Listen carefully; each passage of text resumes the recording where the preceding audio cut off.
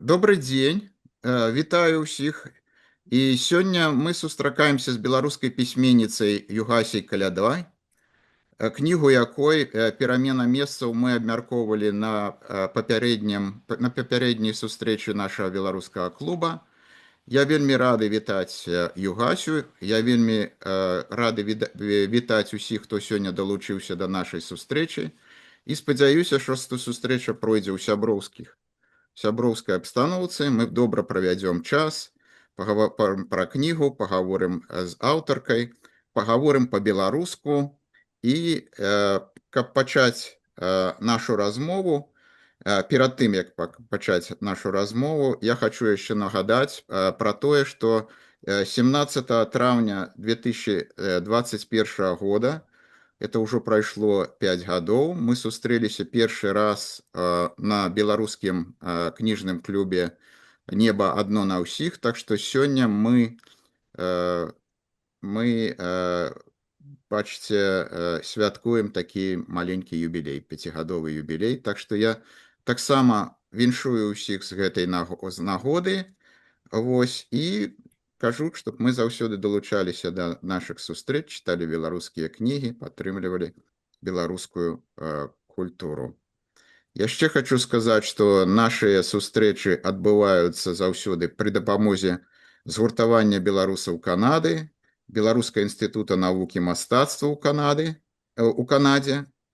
Вось, і калі ласка, калі у вас ёсць магчымасць, напішыце, з якіх гарадоў вы далучыліся, таму што сёння такая у нас геаграфія вельмі шырокая. Не толькі Канада, але я бачу, да людзі далучыліся і з Нью-Йорку, і нават з Бразіліі, і, можа, напішыце яшчэ адкуль яшчэ. Вось. І пачынаючы нашу размову, я хочу сказаць, што сёння мы сустракаемся з Югасяй Калядой. Гэта беларуская пісьменніца, паэтка, праваабаронца. Яна нарадзілася ў Гомелі, вучылася на гістарычным факультэце Беларускага дзяржаўнага педагагічнага універсітэта ў Менску. У 2006 годзе вучылася на юрыдычным факультэце Мінскага інстытута парламентарызму і прадпрынімательства. Піша прозу, вершы, друкавалася ў розных беларускіх выданнях, уключаючы нашу Ніву, літаратуру і мастацтва, часопіс «Ідзея слоў», «Маладосць». У 2005 годзе выйшла першая кніжка прозы, якая называлася «Галоўная памылка Афанасія». У 2024 годзе з'явіўся другі раман, які называецца «Перамена месцаў». І аўтарка за гэты раман атрымала прэмію Гідройца у 2025 годзе. Ну вось так я сціпленька расказаў про Югасю. Я думаю, што падчас сустрэчы мы даведаемся значна больш дэталяў яе творчасці, яе жыцця, і добра правядзём час, і так што рыхтуйце пытанні. А цяпер, як звычайна, на пачатку нашых сустрэч мы даём слова аўтару, каб Югася нам расказала крышку пра сябе, пра тое, як яна пісала гэту кнігу. Вось, ну і нейкія такія дадала нам факты, якія падтрымаюць нашу размову. Так што я даю слова Югасі, калі ласка. Дзякуй вялікі, вельмі рада ўсіх вітаць. Добрай раніцы і добрый вечар тым, хто далучаецца з розных краінаў. І я хацела б пачаць з адказу на такое пытанне, чаму мая кніга пра 2017 год і пра Беларусь. І в адказе на гэтае пытанне будзе, ў прынцыпе, ўсё. І расказ пра мяне, хто я такая, які мой там шлях да творчасці і ў творчасці, там факты маёй біяграфіі, думкі, над якімі я разважала ўвесь гэты час паміж там дзвюма сваімі кнігамі. І пачаць на гэтае пытанне адказваць, чаму ў 2017 годзе адбываюцца дзеянні перамены месцаў, я хацела б з таго, што мая першая кніга выйшла ў 2005 годзе, а наступная ў 2025. То бок адлегласць паміж імі 20 гадоў. І у кожным інтэрв'ю якое я давала ў сувязі з выхадам кнігі, мне задавалі пытанне, якім чынам аўтар можа рабіць такі вялікі перапынак паміж творамі. І на гэта я спрабавала сама адказаць усе 20 гадоў. Мне не быў час падумаць, і таму адказ на гэтае пытанне мне падрыхтаваны. Калі выходзіла моя першая кніга, мне было там 23-24, а пісалася яна яшчэ раней. Можна сказаць, я была зусім маладым чалавекам, каля 20 гадоў. І я спачатку не зразумела, чаму кніга выклікала такія спрэчкі, абмеркаванні. Мне здавалася, што гэта вясёлае апавяданне там пра студэнтаў, пра каханне, пра асабістае жыццё, і я не думала, што ў ім штосьці у гэтым творы такое асаблівае, што можа выклікаць чамусьці такія спрэчкі. Камусьці спадабалася, камусьці не. Старэйшае пакаленне пісьменнікаў там звярнула на мяне ўвагу. Далей я зразумела, чаму, у чым была прычына. У мяне быў такі старт, вертыкальны ўзлёт, можна сказаць, на самую там менскую літаратурную тусоўку, і ад мяне ўсе чакалі наступных твораў. І я спрабавала пісаць далей наступныя творы. І вось выйшла так, што я не магла гэта зрабіць. Я спрабавала, я ўвесь час пачынала, у мяне было вельмі шмат сюжэтаў, і ёсць, вось да мяне даехалі з Беларусі мае дзённікі, скрыня, все тут ёсць. Я, аказваецца, вельмі акуратны архівіст, занатавала там з 93-го году свае дзённікі, а потым нататкі і чарнавікі, все захавалася. І мне вельмі шмат сюжэтаў, і я не магла скончыць ніводны твор. У 2000 наступным годзе, 6-м годзе, мяне запрасілі ў Кракаў на літаратурную стыпендыю на 3 месяцы. Это ідэальныя умовы проста для творчасці, асабліва для чалавека, не абцяжаранага сям'ёй, абавязкамі дадатковымі па ўтрыманні там іншых людзей. Я знайшла, вось прыехаў да мяне той самы дэтэктыў весёлы, моладзевы, дэтэктыўная гісторыя, якую я дапісала дзесьці да 1/3. І так было з усімі творамі, з абсалютна ўсімі. І што б я не пачынала, я не магла іх скончыць. Як я сабе ўяўляла беларускую літаратуру, якую я хачу ствараць. Я тады яшчэ таксама па-дзіцячаму не вельмі разумела, чаму беларуская літаратура мае ў нас такую дзіўную форму, чаму гэта творы пра вёску і пра вайну, і прычым яны настолькі цяжкія, што няма ніякага адхлання. Вось калі чытаеш іх, то ты перажываеш зноўку гэтыя все трагедыі, няшчасці, і нават эмігранцкая літаратура пачынаецца там з таго, што Кастусь Акула, закрываўлены ранак. Яшчэ там ад Першая сусветная вайна не пачалася, адкуль столькі гора, столькі трагедый. Потым я зразумела, я знайшла адказ на гэтае пытанне, а тады мне хацелася, такое быў крыху дзіцячае жаданне, каб літаратура была жанравая, беларуская, такая лёгкая, не то што лёгкая, а яна каб была такая займальная, драматургічная. І яна адбывалася вось па галівудскіх стандартах. То бок выкарыстоўвала класычную схему старажытнагрэцкай вось гэтай трагедыі, драматургіі, завязка, там несапраўдная кульмінацыя, развязка, перыпетыі, ад шчасця да няшчасця. Вось я вывучала гэтыя сцэнарныя элементы, якія выкарыстоўвае Галівуд вельмі ахвотна, умоўны Галівуд, скажем так, заходняя культура масавая. І вельмі хацела, каб беларуская літаратура такая была, але каб яна адбывалася менавіта ў Беларусі.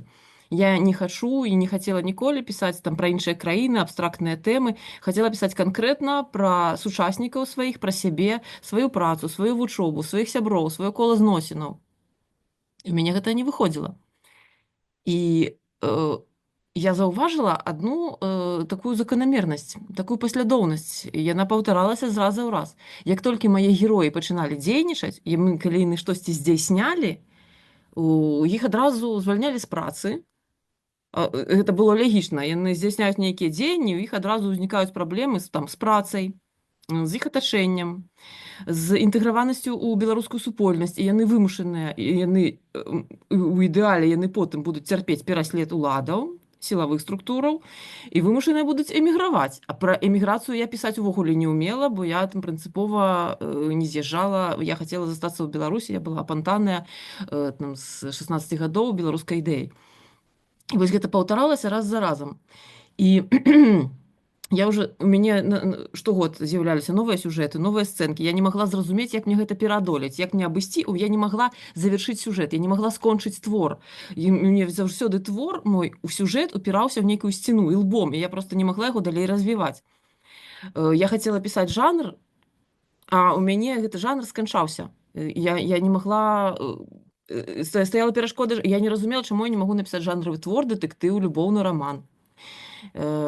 І гэта адказы ўсе, я за 20 гадоў я згубіла ўвогуле за 15 гадоў прайшло, згубіла ўвогуле ледзь не сваю пісьменніцкую ідэнтычнасць. Я не магла нікаму сябе рэпрэзентаваць як пісьменніцу, таму што я ж не скажу, што я там штосьці пішу ў шуфляду. Это азначала проста, што я не пішу. І гэта ўвогуле асабісты такі даволі моцны крызіс ідэнтычнасці. І я нават магу прызнацца, што 9 жніўня раніцай я была расчараваная як бы ў тым у беларускай справе, бо я гэта, калі казаць пра сябе, я якраз з той моладзі, якая далучылася да беларускага руху на хвалі пратэстаў 96-го, ну і далейшая 97-го году, і мая справа гэта якраз мы рыхтаваліся да кампаніі 2001 году. Вельмі яна была, дакладней, падрыхтоўка наша была, мы ўкладалі ў яе ўсе надзеі, абсалютна ўсе сілы, ўсе ставкі былі зробленыя на гэтую кампанію, там развальваўся малады фронт, утвараўся зубр, гэта былі моладзевыя падзеі, дарослыя, як мы тады іх называлі, там ганчарык ці домаш, у іх былі спрэчкі. Карацей, гэтая кампанія закончылася не той, што паразай на выбарах, а адсутнасцю пратэстаў, як я гэта называю, пустой плошчай 2001 году. І вось у гэтай рэчаіснасці я якраз і спрабавала далей рэалізавацца як пісьменніца, абсалютна не займеўшы ў гэтым ніякага, мне тады здавалася, поспеху. Аднак усё гэта пайшло ўсё ў нарыхтоўкі, пайшло гэта ўсё ў працу. Увесь мой досвед 20гадовы і 20гадовыя пакутніцкія разважанні пра тое, чаму мяне не атрымліваецца якраз быць пісьменніцай. І вось 9 жніўня ўжо ўвечары гэтым заржаўленым замку прывярнуўся ключ, і забруілася гэтая крыніца, заваленая камянямі, друзам, пылам, смеццем і гэтак далей. І я зразумела, што адбудзецца ва ўсіх маіх абсалютна творах, якія былі запланаваныя, якія сюжэты, якіх я не магла развіць. Я зразумела, як яны павінны ўсе скончыцца. У мяне цяпер творы ў чарзе на напісанне, мне іх не хопіць, не ведаю, да канца жыцця, я не ведаю, як гэта цяпер патлумачыць. Я магу пісаць без перапынку увесь час, мне здаецца, што я пішу мала, нічога не паспяваю. Дык вось, і вось якраз калі пачаліся пратэсты 20-го году, вярнулася пісьменніца Юхася Каляда да жыцця. Але я ўжо на той момант мела тэрміналогію, мела гэты паняткавы інструментарый, каб патлумачыць сабе, што канкрэтна, што адбылося. Калі мы кажам зноў жа той драматургіяй класычнай, то адбылася другая паваротная падзея, як гэта кажуць амерыканскія сцэнарысты. Першая падзея, калі мы глядзім на гісторыю Беларусі як на такую драматургію, як на гісторыю, якую мы расказваем, то адбылася першая паваротная падзея, з якой пачынаецца кніга. Кніга пачынаецца з таго, кніга, фільм, твор, пачынаецца з таго, што з героем нешта адбываецца. Ён гэта ніяк не кантралюе, не ўплывае, ён трапляе ў нейкую сітуацыю. І наша сітуацыя адбылася ў 94 годзе. Вось мы трапілі ў тое, што Лукашенко стаў прэзідэнтам. І гэта адбылося з намі, бо улада хутка праз пэўныя паліталагічныя прычыны, праз недахопы ў Канстытуцыі, якая надавала пераважна паўнамоцтвы. Неістотна. Рэч у тым, што ўсе галіны ўлады сабраліся ў руках у аднаго чалавека канкрэтнага. І у нас такая персаніфікаваная аўтарытарная краіна атрымалася, абсалютна недэмакратычная, у якой мы спрабавалі жыць. І вось гэта і была тупіковая сітуацыя, у ёй не магло развівацца грамадства. А калі ў ёй не магло развівацца грамадства, у ёй не магла развівацца і творчасць, якая расказвае пра гэта грамадства. І ў тым ліку і літаратура. А 9 жніўня 2020 году адбылася другая паваротная падзея, якой не было увесь гэты час, якую я чакала, не дачакалася у верасні 2001 году, калі ніхто не выйшаў на плошчу, і далей все заціснутыя пратэсты, якія не далі ніякага выніку, якія былі бесплённымі. Вось нічога мы не маглі з гэтым зрабіць.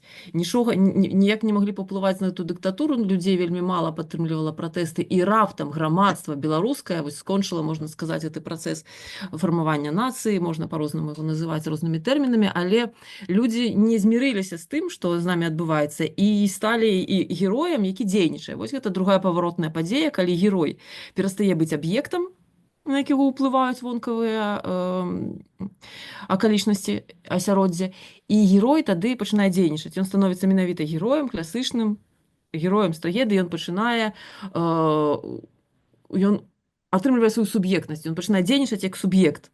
І беларускае грамадства тады стала дзейнічаць як суб'ект. Грамадства ў цэлым, калі мы абагульняем яго, і кожны чалавек, ён зрабіў свой выбар. Ён трапіў у сітуацыю, калі ён вымушаны быў зрабіць выбар. І беларуская літаратура яшчэ будзе доўга сілкавацца гэтымі гераічнымі гісторыямі, якіх назапасілася такая колькасць. Вось я колькі запісвала, хаця б са сваіх знаёмых, я доўга працавала ў школе, і літаральна кожны з маіх калегаў, ён зрабіў нейкі ўчынак. Можна сказаць, што кожны абірае паміж добром і злом, вось той самы выбар галоўны, які мы робім, і гэты выбар быў зроблены. І я абсолютна дакладна зразумела, як мне, чаму пра перамену месцаў, чаму гэта 2017 год, як мне скончыць тую гісторыю, якую я сабе ўявіла ў цягніку, назіраючы сваіх спадарожнікаў, і уяўляючы, што вось гэтыя дзве жанчыны, на якіх я гляджу, памяняліся месцамі. Там даходзіла проста да тупіку, я не магла ніяк развіць гэтую гісторыю. Я зразумела, што іх трэба падвесці в сітуацыі на пярэдні край вось гэтай барацьбы паміж добром і злом, каб яны зрабілі выбар. І там галоўная гераіня, вось галоўнае, што там адбываецца, гэта, канешне, Маня, якая робіць гэты выбар. Яна стаіць у зале суда і робіць проста ў зале гэты выбар, аналізуючы падзеі, якія адбыліся. І, канешне, трэба змяшаць вось у сітуацыю, калі грамадства пачынае дзейнічаць. І вось яно пачало фактычна не ў 17-м годзе, не ў 20-м годзе, гэта як бы быў вынік, а сацыяльная якраз дамова, пра што я кажу, у гэтай кнізе была парушаная менавіта ў 2017 годзе, калі людзі сталі рэзка незадаволенымі дзеяннямі дзяржавы, а менавіта жаданнямі Лукашенка абкласці падаткам беспрацоўных. І вось тады якраз пачаліся вось гэтыя пратэсты, яшчэ не так дакладна выяўлены, але грамадства абсолютна змянілася менавіта ў той год. Я вельмі шмат бачыла людзей, якія прыходзілі па сваёй волі. Раптам, аказваецца, весь Гомель ведаў, што на вуліцы Палескай ёсць такі дамок, дзе ў 90-м годзе былі, як это называлі, гомельскія дэмакраты. Вось тыя самыя першыя дэмакраты. Аказваецца, вельмі проста, все ведалі гэты адрас, прыходзілі людзі, там, працоўныя, з чорнымі рукамі і расказвалі пра тое, што яны абсалютна незадаволеныя, абсалютна лагічна рабілі высновы. І таму вось гэты 2017 год, і мне цікава, я зразумела, што скончыўся гістарычны перыяд. Значыцца, гэты перыяд цяпер мне проста асэнсаваць, менавіта перакласці яго ў вобразы і ў сітуацыі, і ў падзеі, якія лягуць у падмурак кнігі і падмурак твораў. Вось. І таму яшчэ я б хацела звярнуць увагу, расказаць пра высновы, пра адкрыцці, якія я зрабіла, спрабуючы прааналізаваць, чаму ў несвабодным грамадстве не можа існаваць свабодная творчасць. Напрыклад, у якія-небудзь у ЗША вось гэта вельмі дзіўныя справы, Stranger Things, так? Альбо іншыя серыялы мы нейкія возьмем. Практычна ўсе, там жа любы твор, прыгодніцкі, напрыклад, там створаны антаганіст штучна, ён прыдуманы антаганіст. Зло там прыдуманае, напрыклад, у нейкім маленькім гарадку існуе нейкая атамная электрастанцыя, куды забаронены ўваход людзям, і там штосьці адбываецца дзіўнае. Альбо нейкая лабараторыя, урад, якую ахоўвае з дапамогай ваенных, яны ўсё акружылі, і людзям туды нельга зайсці. Аднак яны валодаюць такой моцнай суб'ектнасцю, што яны могуць туды зайсці. І на гэтым будуецца сюжэт. У Шерлок Холмса ёсць прафесор Марыярці, і так мы, калі возьмем любы твор, мы паглядзім, што там антаганіст, ён прыдуманы. А у Беларусі вось ва ўсіх творах я зразумела, што ва ўсіх творах ёсць адзін антаганіст, ва ўсяго нашага грамадства адзін антаганіст, і калі наш герой пачынае дзейнічаць, ён сутыкаецца з гэтым антаганістам. Гэта персаніфікаваная ўлада, аўтарытарная ўлада Лукашэнкі. Таму што вольна выказвацца не можа ніхто, не той, хто нават з'яўляецца там палітыкам і хоча выказаць сваё меркаванне. Вольна выказвацца, я, напрыклад, працуючы ў рэкламным бізнесе, кожнаму кліенту я прапаноўвала не толькі пра ягоны бізнес расказаць, а расказаць гісторыю сям'і, напрыклад, там дынастыя ювеліраў, якія займаюцца там праз 3 пакалення, яны займаюцца гэтай і продажам, і рамонтам, і вырабам ювелірных упрыгожванняў, альбо рэстарацыю там вядзе сям'я.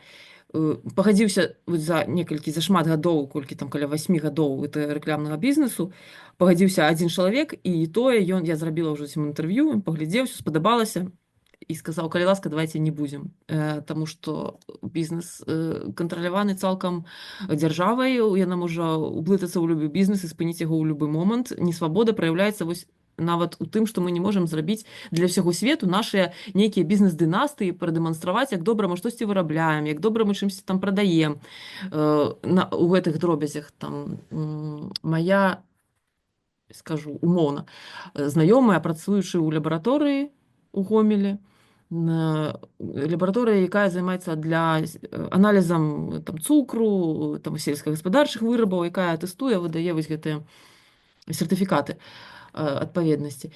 І яна в этой лабараторыі, аказваецца, ёсць загон, там загончык, і туды на зіму прывялі лебедзяў, чорных і белых. А гэтых лебедзяў ведае увесь Гомель, таму што яны з нашай сажалкі ў парку. Гэта славутыя вельмі такія птушыныя персоны. І вось яна пра гэта сфотаграфавала і сказала: глядзіце, аказваецца, у мяне на працы жывуць вось гэтыя лебедзі. Яе звольнілі праз тыдзень за тое, што аказваецца, таму што там напісаў партал пра гэта. Людзі вельмі зацікавіліся, прыцягнула ўвагу да лабараторыі, і яна згубіла працу. Прычым ёй дырэктарка сказала: ну, прабач, ну, але я вымушана цябе звольніць. Гэта нават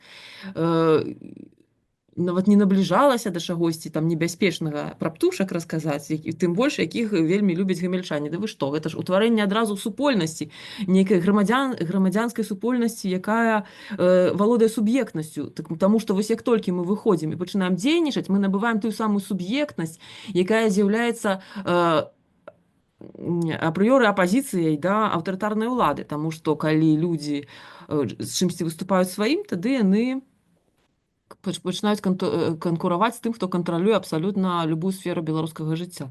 І што яшчэ ў фільмах цікавае галівудскіх? Паліцэйскія вядуць сваё расследаванне. Паліцэйскія прыходзяць у бібліятэку і кажуць: мы хочам пачытаць старыя газеты. Заходзяць, там спускаюцца ў нейкі падвал, сховішча, ў архіў, чытаюць старыя газеты і высветляюць, вау, робяць нейкія адкрыцці, і далей рушыць іх паліцэйскае расследаванне. Там паралельна працуюць незалежныя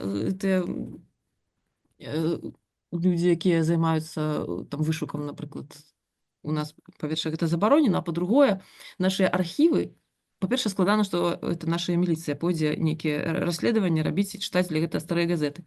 А па-другое, нашы архівы знішчаныя, і гісторыя ўвесь час зачышчаецца. Там супраць прыйшлі бальшавікі, сваіх палітычных ворагаў знішчылі, спалілі старыя бібліятэкі, потым спалілі свае архівы, потым знішчылі архівы наступныя. Цяпер лукашэнкаўская ўлада засакрэціла наступныя архівы. То бок, вось мы нават доступа да гэтай гісторыі не маем, каб, ну, допустим, мой герой, ён прыйдзе, трапіць у архіў і знойдзе гэта герой кнігі. Ён вымушаны будзе або сесці ў турму, або ён уцякаць з краіны. На гэтым гісторыя сканчаецца, дэтэктыў у Беларусі я працягваць ніяк не магу. І таму гэта ключ да галоўнай метафары маёй кнігі «Перамена месцаў». Я планавала яе зрабіць як чарговы там галівудскі сюжэт перамены месцаў, потым гераіні мяняюцца, чымсьці адно узбагачае. І я паказала, што галівудскія сюжэты ў Беларусі не працуюць. Людзі, якім не спадабалася кніга, яны закідваюць такую прэтэнзію. Мне не спадабалася, як кніга скончылася. Я хочу адказаць, мне таксама не спадабалася. Мне не спадабалася тое, што ў Беларусі несвабоднае грамадства, дзе немагчымы іншы фінал. Яна як бы не павінна падабацца. І калі б яна была такая галівудская, класычная, то, напрыклад, і я падводзіла да гэтага. Гераіня моя Альбіна, якая шукала выйсце, яна спрабавала пераапрануць сваё альтер-эго, там, каб яна схуднела. Тая сказала, там, на працу з усімі пасябравала, і сталі бы ўсё добра. Тая стала добрая, а тая стала крутая, адукаваная, а тая стала больш адкрытай да людзей, і яны б абняліся, памяняліся, і ўсё было б далей цудоўна. Вось, я наўмысна зрабіла так, каб ніводная не атрымала ніякіх вынікаў, все атрымалі звальненне, апалу, і все яны, я яшчэ і зрабіла, каб яны ўсе абняліся і пад ручку ішлі са сваімі мужамі, пайшлі ў Гомель якраз вось там, дзе тая самая Палеская вуліца, дзе знаходзяцца гомельскія дэмакраты, сабраліся пад ручку і ўсе пайшлі туды, дзе іх гісторыя працягнецца вядомым чынам, 17-й год стане 18-м, 19-м, а потым 20-м годам. Вось гэта мой адказ на пытанне, чаму 2017 год у перамене месцаў. Дзякуй вялікі, Югася, за вашу грунтоўную прадуманую прамову. Вось, калі ласка, пачынаем абмяркоўваць кнігу. Вось, я думаю, што уступнае слово было даволі цікавым. І, я думаю, узнікла яшчэ больш пытанняў пра кнігу і да Югасі. Таму, калі ласка, хто хоча распачаць, падымайце руку. Я толькі хочу сказаць, што тут вот у нас у чат напісалі, што тут далучыліся людзі з Нью-Йорку, з Менску, з Беластоку, Польшчы, Уроцлаў, Польшча, Мірт, Біч, Паўднёвая Караліна. Вось, таксама я ведаю, што мы далучыліся людзі з Эдмонтону, з Канады і таксама з Бразіліі, Воля, і таксама з яшчэ, я нават уже збіўся яшчэ. Бачыце, што у нас вельмі так шмат людзей далучылася, а першая ўладзя падняла руку, калі ласка. Дзякуй вялікі. Я вельмі хочу падзяліцца сваімі ўражаннямі пра кнігу, але, па-першае, хочу падзякаваць Югасі за тое, што вы завіталі да нас. Это заўсёды вельмі прыемна пачуць голас аўтара, пачуць думкі ўжывую, пабачыцца. І велізарны дзякуй за тое, што вы пішаце па-беларуску, што вы пішаце пра Беларусь. Нам патрэбны такія новыя цікавыя кнігі, якія з задавальненнем чытаем. І хочу свае ўражанні падзяліцца, што на пачатку пачала слухаць кнігу, бо толькі ёсць аўдыёзапіс, і кніга слухаецца вельмі лёгка, зацягвае тэкст, не хочацца спыняцца. І спачатку такое адчуванне, што гэта такі прыгодніцкі раман, такі цікавы.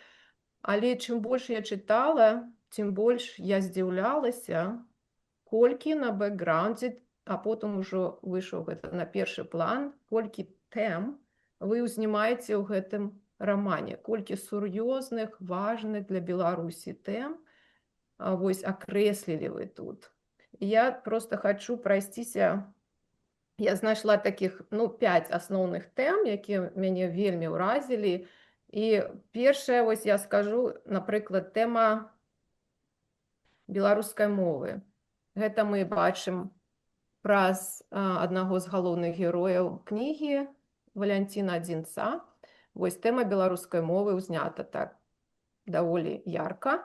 Нават прозвішча Валянцін Адзінец, ён кажа ўжо за сябе, што ён адзін з няшматлікіх, на жаль. А вось Беларусі, на жаль, не дастае беларускіх пісьменнікаў. Зразумела чаму, таму што наша дзяржава не падтрымоўвае, на жаль, вось гэтую беларускасць на Беларусі. Другая тэматыка такая вельмі сур'ёзная, канешне, гэта расповед пра дзяржаўную сістэму на Беларусі, якая маніпулюе людзьмі, якая цісне, якая запугвае людзей. Гэта, па-першае, студэнт Артур, якога звальняюць з універсітэту за тое, што ён выходзіць на плошчу з плакатам, каб выказаць свой супраціў супраць вось падатку на беспрацоўе. І яго звальняюць без магчымасці пераўладкавацца, вучыцца на Беларусі. Яго лёс гэта, пэўна, будзе эміграцыя. І таксама нават бацькі Артура, якіх выклікаюць і іх пытаюць, чаму у вас вось такі сын і такія паводзіны вашага сына. То бишь, вось гэта тэматыка такога ціску, які існуе на Беларусі, вельмі добра асветлена. Трэцяя важная тэма – гэта тое, што Івонка заўсёды нам кажа. Яна кажа, беларускія людзі, яны такія таленавітыя, яны такія здольныя, яны такія разумныя. І вось гэта тэматыка такая здольнасці і таленавітасці беларусаў, якую я бачу праз вобраз Мані.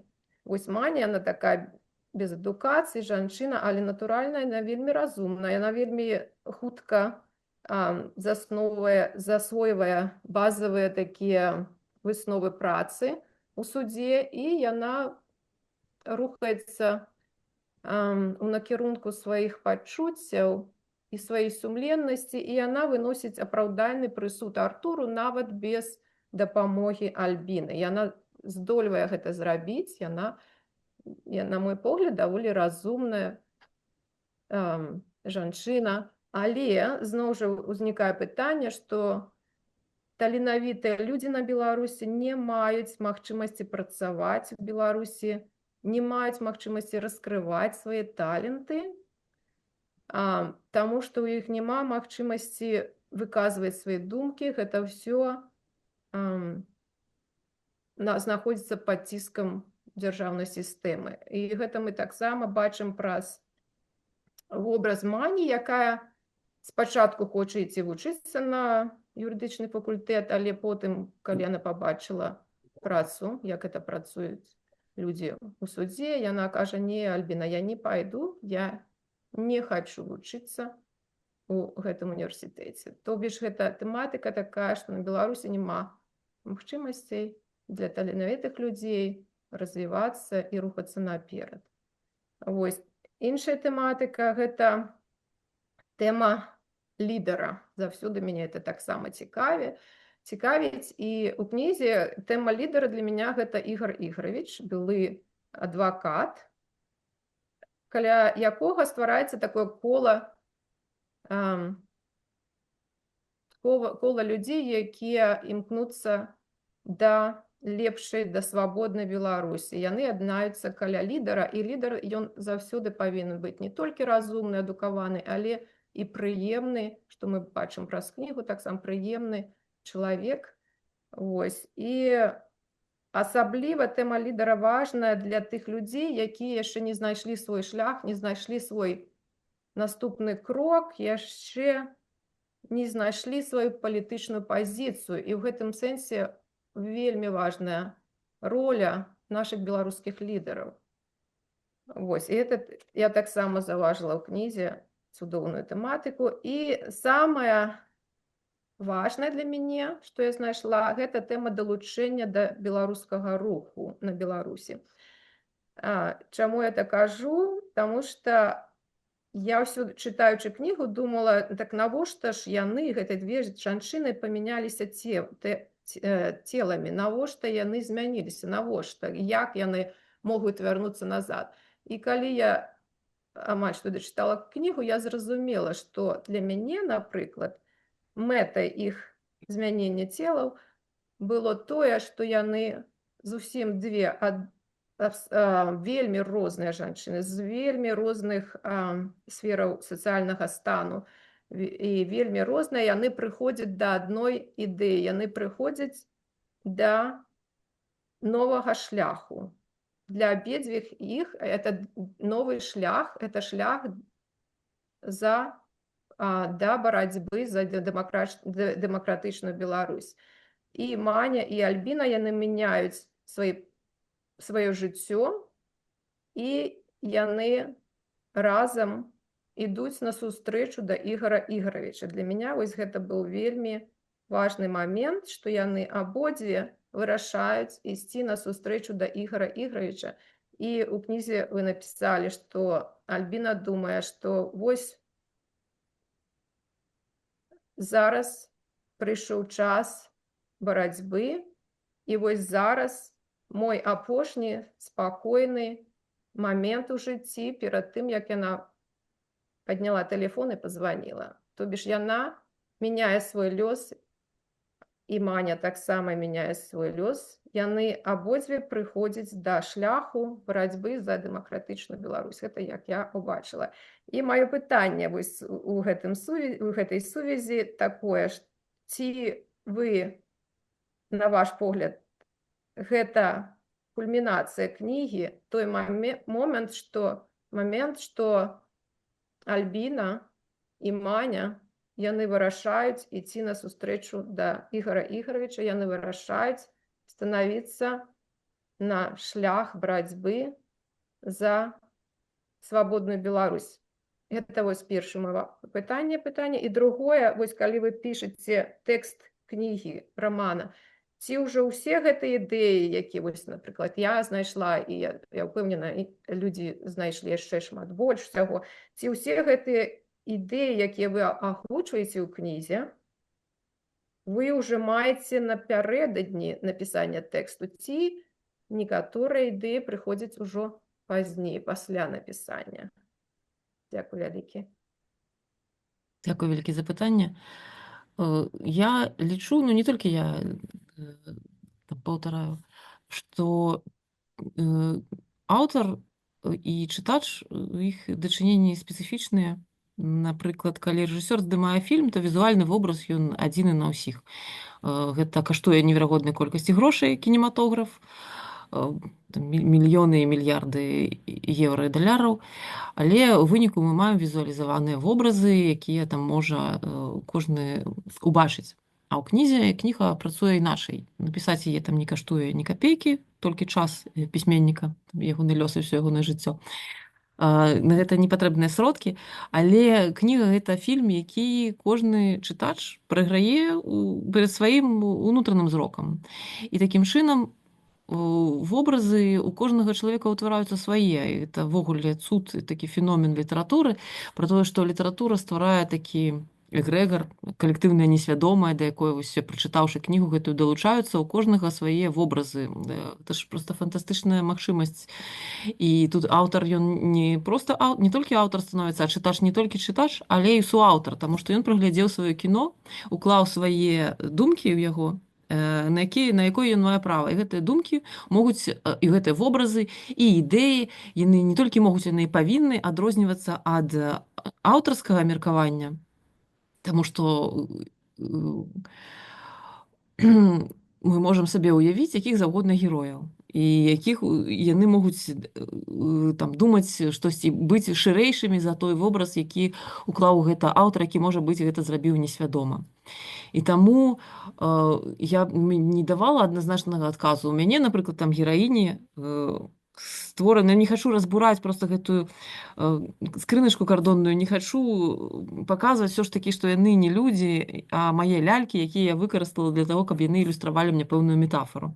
І таму я б не хацела адказваць адназначна, што вось мэта была такая, што б яны прыйшлі там у рух, альбо мэта была, каб яны памяняліся і там змяніліся характары. Я думаю, што кожны, калі убачыў у гэтым нейкую пэўную мэту, то ён мае на гэта права. А я нават і не маю права так катэгарычна заяўляць, што я хацела гэтай кнігай сказаць тое. Альбо аўтар, можа, там прайшло 20 гадоў, аўтар аналізуе сваю творчасць і кажа, вось гэтыя мае кнігі добрыя, а вось гэта я лічу кепскія.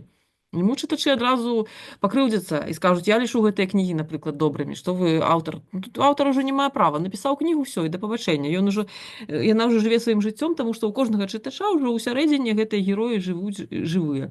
І таму я б нават сваю аўтарскую тут пазіцыю не агучвала, таму што не хачу зрабіць іх нежывымі сваімі служкамі. Няхай Маня і Альбіна у вас паводзяцца, як яны гэта хочуць. Я тут не хачу навязваць. Хаця ў мяне ёсць там меркаванне пэўнае, ну, толькі я ўжо не маю права яго выказваць. А наконт усіх ідэяў, якія ёсць. Не ўсе адразу ёсць. Хаця я з тых пісьменнікаў, якія не пішуць, пакуль не ведаюць дакладна там, як сцэны будуць скончаныя. Ну, я ведаю дакладна, якая будзе кульмінацыя, таму што кульмінацыя ў мяне выказвае маю ідэю, якую я хачу сказаць. Я ведаю, як скончыцца твор, і я пішу паводле пляну свайго, даволі падрабязна. Але калі я бачу, што яшчэ нейкая тэма пайшла, я яе пачынаю развіваць. Я не памятаю, якія ў мяне былі пачаткова тэмы, там, хаця ў мяне ёсць першасныя нататкі, я магу сказаць, што я, можа, і нават і не на ўсё звяртаю ўвагу, я, можа, апісваю штосьці не настолькі усвядомлена, і так што постфактум цяжка гэта аднавіць. Але тое, што я хацела паказаць вось тыя тэмы, якія вы пералічылі, гэта сацыяльная няроўнасць у Беларусі, сацыяльная несправядлівасць і аўтарытарнае вось гэтае аўтарытарнае грамадства, у якім не можа там развівацца, так, гэта тое, дзеля чаго, уласна, кніга стваралася. Дзякуй вялікі. Дзякуй вялікі. Наступная Тоня падымала руку, калі ласка.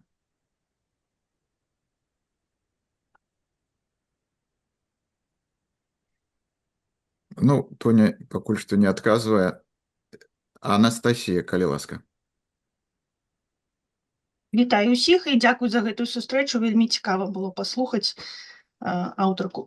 Я хацела б, у мяне ліст пытанняў, але першае я хацела б далучыцца да пытання Івонкі пра ваша імя, калі можна гэтую гісторыю пачуць. І адразу другое пытанне, там, што яно важна для мяне. Вельмі цікава канцоўка гэтай кнігі. І хацелася б спытацца, ці плануеце вы развіць, ці будзе другая частка. І, на маю думку, другая частка, калі вы плануеце развіць іх з тымі героямі, якія ўжо дадзены ў гэтай кнізе, будзе больш складанай. Я хочу дадаць, што это галоўнае пытанне, якое ўзнікла, калі мы абмяркоўвалі кнігу. Так, Вот Артур і там эти Санюк з Ленай набіваюць гэтыя квіткі на цягнік, і што будзе далей. Это такое самае было. Мы нават абмяркоўвалі, што можна зрабіць так, што ці сустрэнуцца яны, ну, а вот ваша правда. Спачатку я пачну пра Югасю. Гэта вельмі канкрэтная гісторыя, якая мае там сваіх удзельнікаў і гэтак далей. Калі я вучылася на першым курсе, якраз в Педзе, у Менску, мы хадзілі на курсы Тарашкевіцы, якія ладзіў Вінцук Вячорка на офісе ЗБС. І, дарэчы, сёння цяпер ён у Вільні тут вядзе. Я не патрапляю з дзіцём па вечарах. Гэта для мяне запозна, але б з задавальненнем схадзіла і ўзгадала. І гэта Вінцук Вячорка і сказаў, што скарачэнне Евгеніі, а маё імя ад нараджэння Евгенія, это Югася. І так і прыжылося. І я дайшло нават да таго, што шмат якія людзі мяне ведаюць выключна як Югасю. Мяне ў сям'і так пачалі называць. Ну, рэальна, бацькі, там брат, сестра, такое сямейнае імя стала. А потым мы даведаліся, што Югася гэта форма імя Йоанна. Ну, ўжо было позна штосьці мяняць. І так і засталася Югася Каляда. А таму што спачатку я была Евгенія Каляда ці Евгіння Каляда, штосьці такое. А вось з лёгкай, так бы мовіць, рукі Вінцука Вячоркі ў мяне з'явіўся менавіта такі псевданім. А Каляда гэта таму, што Янка Купала, а значыць, Югася будзе Каляда. Вось. Таксама гадоў 16 я сабе такі псевданім прыдумала. Чытаючы кніжку Владзіміра Арлова, там, дзе ён пералічваў там паганскіх багоў, я так думаю, ага, добра, выдатна. І выбрала, каб гучна проста гучала слова. Вось, а наконт пытання, ці будзе працяг. Я думала, што настолькі моя метафора можа быць не настолькі відавочная, што нічога добрага тут не будзе, а будзе 20-й год, які дасць усім панюхаць перцу. Што падмацавала яшчэ гэта героямі, сутыкненні якіх у 20-м годзе проста непазбежныя. Прычым сутыкненні не ў пераносным сэнсе, а ў літаральным. Адзін будзе біць іншага. Гэта проста супервідавочна. І тут давядзецца таму, хто памяняўся, стаць там самым ОМОНаўцам, гэтаму хлопцу проста паказаць, што нас чакае 20-й год і нас чакае вось гэтая бойка. І што, першае пытанне на першай жа прэзентацыі, ці будзе працяг. І гэта мяне настолькі натхніла, літаральна чытачы мяне натхнілі. Я ўжо ведаю, мне прыкладна ёсць якраз распланаваная перамена месцаў 2, там гісторыя з гэтымі хлопцамі. Ну, там будуць эпізадычна з'яўляцца нашыя гераіні, якія былі ў першай кнізе, хаця яны сваю арку, развіццё сваіх персанажаў яны адпрацавалі напоўніцу. Як дапаўненне. Вось, толькі я не ведаю, ці паспею, як мне паспець, і хочацца яшчэ 5-томны вялікі раман напісаць, пачынаючы дзесьці з канца 80-х і сканчаючы 20-м годам, а далей працягваючы ўсе міграцыі. Дзіцё, праца, не то, што праца, а пытанне выжывання в выгнанні.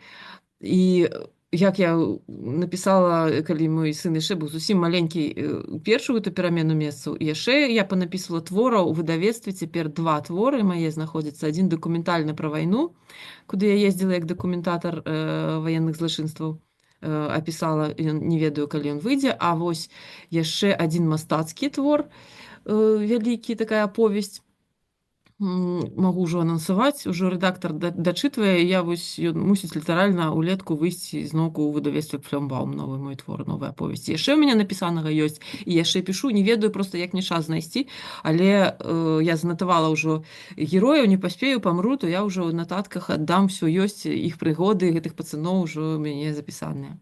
І гэта толькі выключна дзякуючы чытачам, выключна. Дзякуй вялікі. А як называецца твор, які выйдзе? Вандроўка ліфтам, гэта мастацкі Флёмбаум, а другі называецца пра вайну дакументальна, гэта легітымная ваенная цэль. Ну, дзякуй, будзем чакаць. І это вельмі прыемна, што вы працягваеце творчасць і пішаце яшчэ нешта. Мы будзем чакаць вашых новых твораў. А наступная Вольга, калі ласка. Так, дзякуй вялікі. У мяне таксама эгоістычна шмат пытанняў да аўтара, бо я хачу гэтым яшчэ падзяліцца і ў нашым клубе, бо інфармацыі мала, і пра вас мала інфармацыі. Я багата чаго ўчора шукала, але малавата. Дык вось, не, па-першае, дзякуй вам, Югася, за такі цудоўны твор, праўда, цудоўны. І вось я тут ад вас пачула, што хтосьці з чытачоў незадаволены канцоўкай, і вы таксама. То я вас, мабуть, крышачку по-другому на гэта скажу, таму што я наадварот, я ўбачыла, і вы ўжо аб гэтым сказалі, што гэта прадвеснік 20-го года, што гэта так і павінна было стацца. Але галоўнае, што атрымалі вашыя гераіні, гэта змену ўнутры сябе. А гэта галоўная змена ўнутры сябе, гэта галоўнае, таму не турбуйцеся. Мне здаецца, што канцоўка такая, якая яна павінна быць. І першае маё пытанне, гэта ўсё ж такі, што было першым? Вось гэты галівудскі фантасмагарычны ідэя пераваплашчэння, так? Альбо другая тэма, мне таксама вельмі падабалася, тэма Пігмаліона, калі з гераіні робяць другога чалавека, так? Перапранаюць яе, так? Вучаць по-другому казаць, вучаць вот гэта. Альбо ўсё ж такі палітычная, таму што палітычная ўступае тэма дзесьці там пасля сярэдзіны. Вось гэтыя 3 тэмы. Што ж, вы сказалі, што ўсё ж такі ідэя вам запала менавіта ў цягніку, калі вы ўбачылі так 2. Вельмі цікава, я гэта таксама, я думала, што гэта так, але нідзе не магла пачуць. Дзякуй, што вы гэта сказалі. Так все-таки, якая ідэя была? Или все-таки без палітычнай ідэі немагчымы? Вось гэтыя 2 таленавітыя ідэі, такія цікавыя, яны так захапілі, што нават калі б твор быў не вельмі добры, я б усё роўна працягвала чытаць, таму што вельмі добрыя 2 ідэі. Яны захапілі, і яны ўжо далі нам прачувстваваць вось гэтую палітычную ідэю. Дзякуй вялікі за пытанне. Гэта пытанне хутчэй пра механіку маёй творчасці, менавіта пра тое, як менавіта ствараюцца творы. І у мяне тут цэлая фабрыка працуе, тут мануфактура. У мяне дошка ёсць такая мягкая, куды я прычапляю гэтыя все свае ідэі. Нататнічкі у мяне ёсць велізарная колькасць нататак я раблю, і калі сказаць, якая ідэя была першасная, у мяне ёсць такі спецыяльны нататнік, куди я записываю тое, як творы могуць пачацца. Розныя цікавыя вобразы. Это я цяпер записываю, тады я хутчэй запамінала, магчыма, вось там у цягніку убачыла людзей, а што калі яны памяняюцца. Ну, гэта зноў жа тая эксплуатацыя ўсіх старажытных грэцкіх сюжэтаў драматургічных, якія выкарыстоўваюць там. І Бернард Шоу іх браў з гэтым пігмаліёнам, і Голлівуд бярэ далей. Усе адзін у аднаго запазычваюць гэта аднолькавыя сюжэты, яны невычарпальныя, іх можна яшчэ 100 гадоў, праз 100 гадоў, праз 50, праз 20 перамяняць людзей месцамі, і ўсё будзе наново, і ўсё будзе цікава.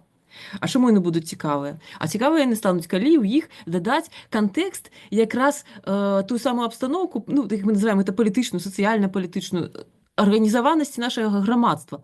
Вось няхай гэты пігмаліён, няхай гэта перамена целаў трапляе вось у кожнае грамадства, і глядзім так, як яна разав'ецца. І ў мяне ёсць другі нататнік, ён хутчэй таксама не то, што я записываю, гэта мае перакананасці, там палітычныя, юрыдычныя, розныя паліталагічныя, хутчэй за ўсё, таксама там сфера маіх, як сказаць, навуковых інтарэсаў. Як дзейнічаюць людзі ў пэўных там палітычных умовах, як развіваецца грамадства, як улада сцікаецца, чаму яна канцэнтруецца в адных руках, чаму аўтарызаваная ўлада персаніфікуецца, персаналізуецца і так далей. А што будзе, калі вось гэта такія метафоры абстрактныя, ёсць канкрэтныя прыклады пра людзей у цягніку, а ёсць абстракцыі, а што будзе, калі там дазволіць адной групе людзей там крыўдзіць іншую групу людзей.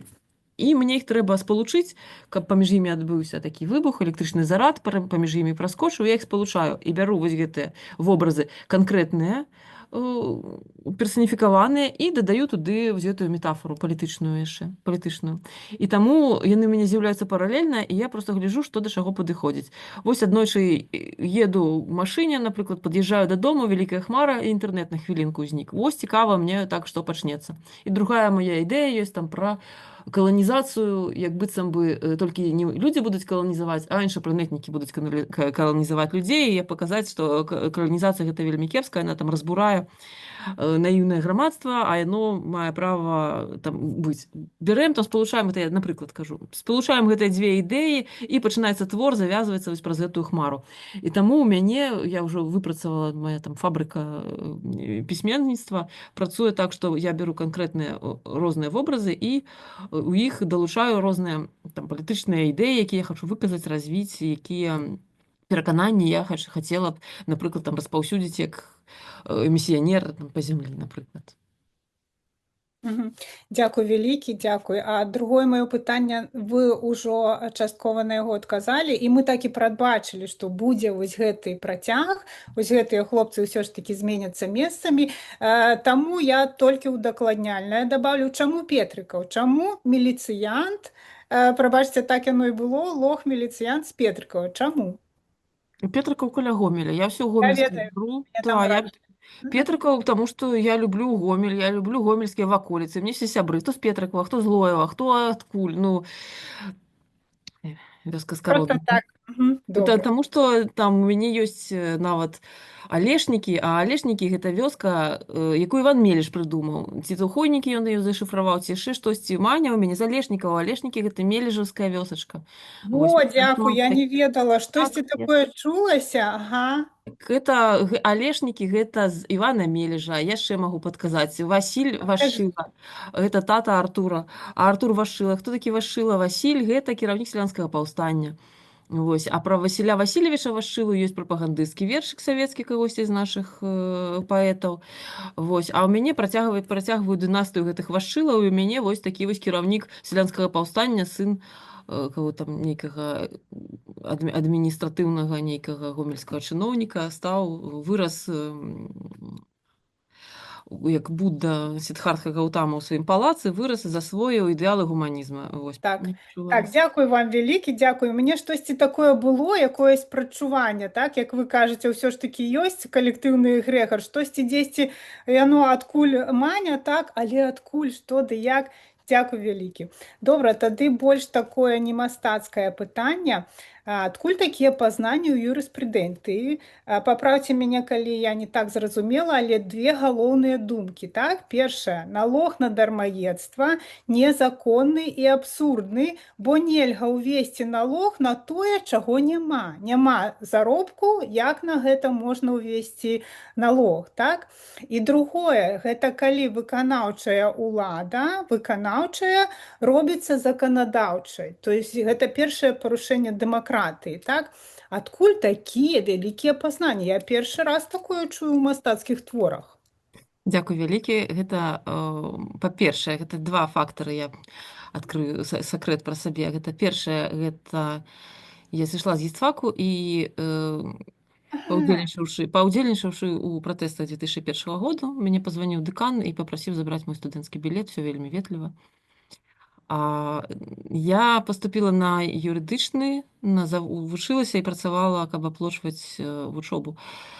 Гэта, па-першае, юрфак. Ну, як я яго называю, нягледзячы на тое, што ён быў прыватны, і выкладчыкі ў нас не саромеліся ў выразах і тлумачылі, якім чынам у нас там, напрыклад, смяротнае пакаранне суіснуе з тым, што ў Канстытуцыі напісана, што жыццё чалавека галоўная каштоўнасць. Расказвалі нам пра Канстытуцыйны суд першага, вось той самы першы ўсіх. Вось, нягледзячы на гэта, я атрымала класічную савецкую адукацыю, таму што все выкладчыкі былі, уласна, таксама навучаны ў гэтай сістэме. Яна была не практыкаарыентаваная, і абсалютна не гуманістычная. Гэта было навучанне савецкае, якое я потым даведалася абсалютна ва ўсіх сферах. І з гэтай парадыгмы я была выратаваная літаральна цудам нейкім. Я трапіла да праваабаронцаў, як бы не сказала, што я сама як праваабаронца, я там хутчэй працую, праваабарончай арганізацыі, ну, это не істотна. А істотна тое, што я там атрымала перападрыхтоўку, я год вучылася на вельмі складаным курсе, арганізаваным выключна там сіламі некалькіх чалавек, энтузіястаў, выкладчыкаў, таксама там былых адвакатаў пад прыкрыццём, якія там працавалі, цяпер уже все ўжо без ліцэнзіяў даўно, у 20-м годзе папрацавалі все. Вельмі было складана вучыцца, я зноўку там плакала над падручнікамі. Я атрымала перападрыхтоўку ў галіне, толькі в адной галіне права. Адну галіну права я вучыла год. Міжнароднае права, правоў чалавека.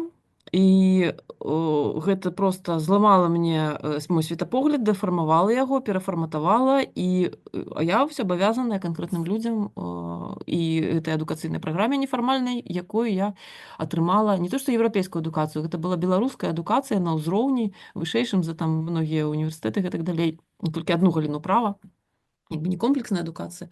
Але вось мае светапогляды сфармаваліся менавіта падчас навучання юрыдычнага і такого спецыфічнага юрыдычнага.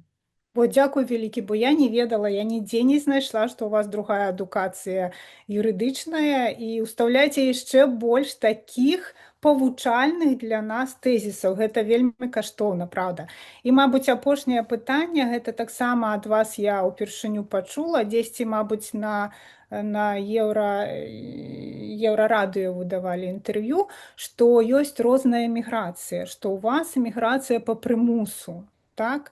Вось у нас тут за акіянам у асноўным я сустракаю тых людзей, у якіх эміграцыя па любові, яшчэ раней за 20-й год. Я менавіта з'ехала перад пандэміяй, калі ўсё гэта пачалося, мае сябры нават казалі, ты, мабыць, штосьці ведала, што з'ехала. Але ў мяне яна па любові. А вы кажаце, што вы як у выгнанні, вымушаная эміграцыя. Так? Вось я ад пісьменніка у вас упершыню гэта пачула, і ці можна гэта яксьці убачыць у вашых творах другую эміграцыю, не па любові, не яшчэ якуюсь, а вымушаную эміграцыю? Ну, гэта вельмі важны мой юрыдычны статус тут знаходжання міжнародны. І больш за тое, гэта не проста як бы вымушаная эміграцыя, гэта уцякацтва, і больш за тое, вось цяпер міжнародны крымінальны суд, каб ім судзілі нейкую краіну, трэба, каб яна ратыфікавала рымскі статут. Натуральна, што Беларусь нічога не ратыфікавала. Зараз, прабачце, крыху 2 хвіліны лекцыі. Але як бы Беларусь, улады Беларусі здзяйснялі ў 20-м годзе і працягваюць здзяйсняць цяпер злачынства супраць чалавечнасці, супраць чалавецтва, розныя пераклады. Сэнс адзін. Гэта велізарнае злачынства, якае не маюць тэрміну даўніны, які трыбунал, гэта то, што раней былі вось міжнародныя трыбуналы, першы гаагскі, для Руанды ствараўся трыбунал, а цяпер існуе проста, каб не склікаць трыбунал на кожную краіну, міжнародны крымінальны суд. І вось Літва падала позву якраз супраць Беларусі, і цяпер у 26-м годзе МКС пачаў якраз разгляд этой справы. Які там справы разглядаюцца, калі мы не можем разглядаць Беларусь, калі суд не можа разглядаць Беларусь. Што з'яўляецца прадметам юрысдыкцыя, якая падсуднасць якая. Што разглядаць? Трэба разглядаць нешта трансгранічнае, вось гэтае памежнае. І якраз вось вымушаная міграцыя, а менавіта ўцякацтва, а менавіта гэта можна нават назваць гвалтоўнай дэпартацыяй, і з'яўляецца таксама тым самым злачынствам, якое можа якраз трапіць у юрысдыкцыю міжнароднага крымінальнага суда. Як толькі я знаходжуся ў Літве недобраахвотна, і як толькі з'явіцца магчымасць вярнуцца, я туды адразу вярнуся. Гэта як бы абумоўлівае ўвесь мой побыт, лёс і все мае жыццёвыя выбары. І таму такая пазіцыя, яна павінна мець асобны юрыдычны статус. Ён называецца ўцякацтва, там міжнародная абарона і гэтак далей. Так што гэта вельмі сур'ёзнае адрозненне, і яно юрыдычна нават можа з'яўляцца як бы злачынства, а я як бы ўжо ахвяра злачынства, і вось цяпер розныя юрыдычныя дэталі цяпер суд высвятляе, таму што не кожны уцякач, не трэба размываць межы злачынства і гэтак далей, але гэта сур'ёзная тэма даволі. Дзякуй. Я спадзяюся, што ўсё ж такі з'явіцца такая кніжка, і ў вашым выкананні гэта будзе вельмі цікава, адрозненне гэтых эміграцый. Я забылася сказаць, дзесьці гады з 4 я веду дзённікі, якія я разлічваю, што будуць апублікаваныя, менавіта для публікацыі, але асабіста, і таму яны апублікаваныя будуць там не цяпер, не праз 10 гадоў, можа пазней, але гэтая тэма адна з цэнтральных. Турбуйцеся, я ўсё запісала, і пра дзённікі, пра кніжкі, якія выйдуць.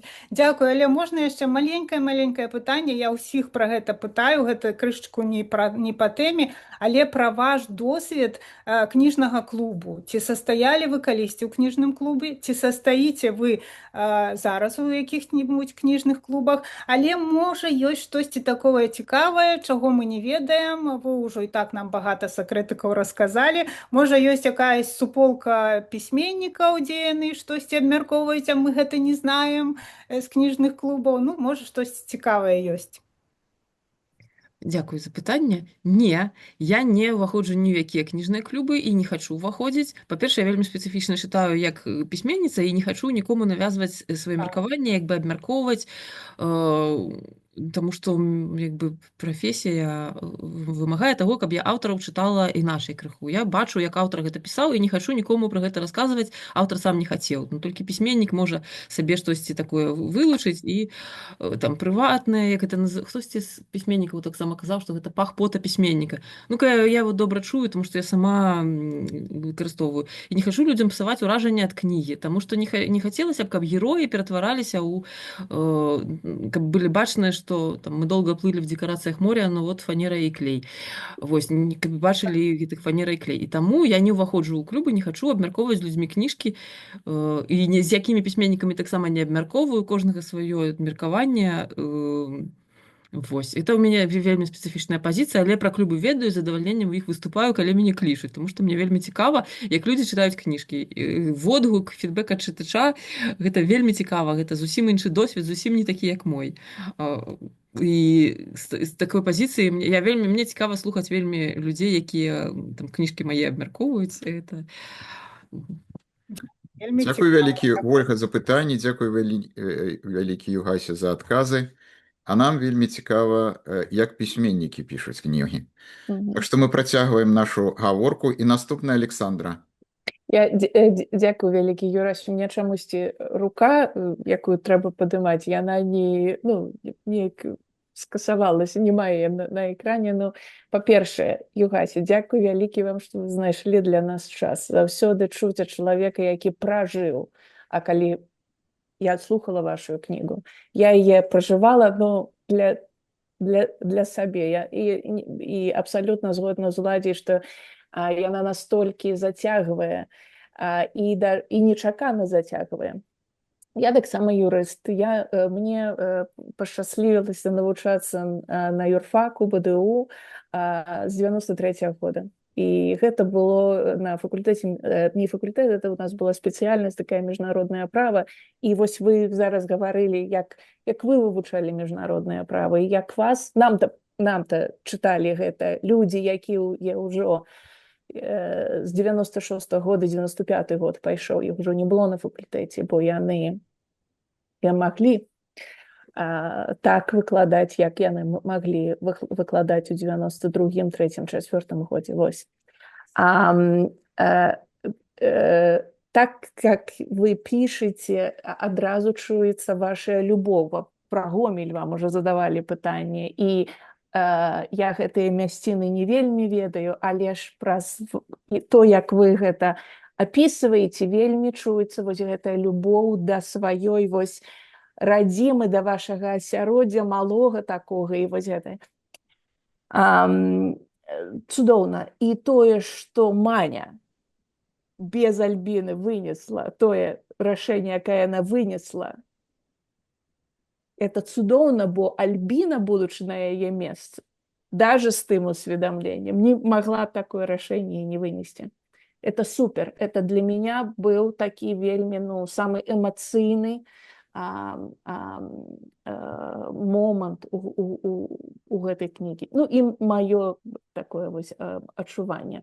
Тое, што працяг кнігі павінен быць, вы, опять же, вы сказалі, што некаторыя крытыкуюць, там нядобры канец. Канец цудоўны, бо калі гэтыя двое хлапцоў памяняюцца месцамі, вось гэты выбух, Маня і Альбіна, да, яны і разныя, а вось наколькі розныя гэтыя хлопцы і ў палітычным, і ўжо правасазнання на таком узроўні. Гэта будзе выбух цудоўны, если вы напішыце штосьці пра гэта, будзе класна, але ж чакаем ад вас новых твораў. І вось маё пытанне было, такіх, можа, два.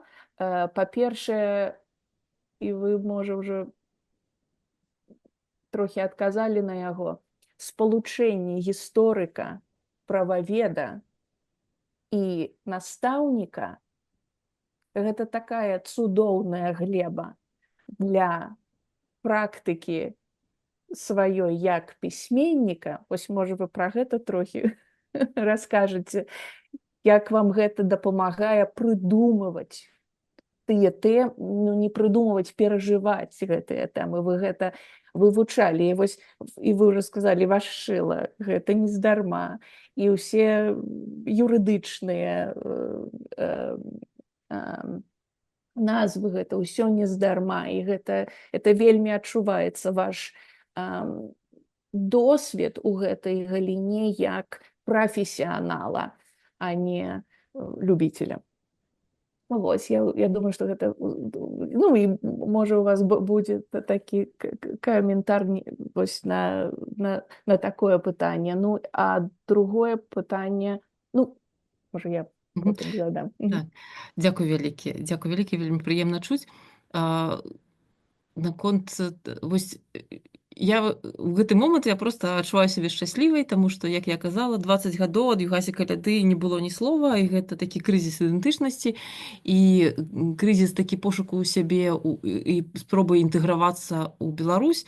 Я толькі цяпер разумею, што гэта былі не мае асабістыя зусім праблемы, гэта былі праблемы беларускага грамадства, і менавіта майго кола, вось тых сяброў актывістаў велізарнага кола, якое вынесла вось на гэту грамадскую актыўнасць якраз пратэсты 96-го году, 97-й, вось, і нам было па 16, 17, 20 гадоў, і ў 2001 годзе там каму 23, каму 20, і мы, мала таго, што мы былі як бы зломленыя сваімі всеми воўчымі білетамі, якое атрымалі там, я ў лёташкі параздавала, і на іх мяне спалілі каля нашага Белгута Гомельскага. А астатнія людзі ввогуле былі лідарамі рухаў, арганізацыяў, і ў іх абсалютна зламаныя лёсы, вось каго я не перабіраю, там, ад алкагалізму да эміграцыі таксістаў і гэтак далей, гэта як бы лёс цэлага пакалення, які я тады не магла усвядоміць, што я не магу дасягнуць поспеху, не магу там кудысьці інтэгравацца, не таму, што я не паспяховы чалавек, а іншыя вімблдонскія турніры выйграюць там у 18-20 гадоў, робяць кар'еры.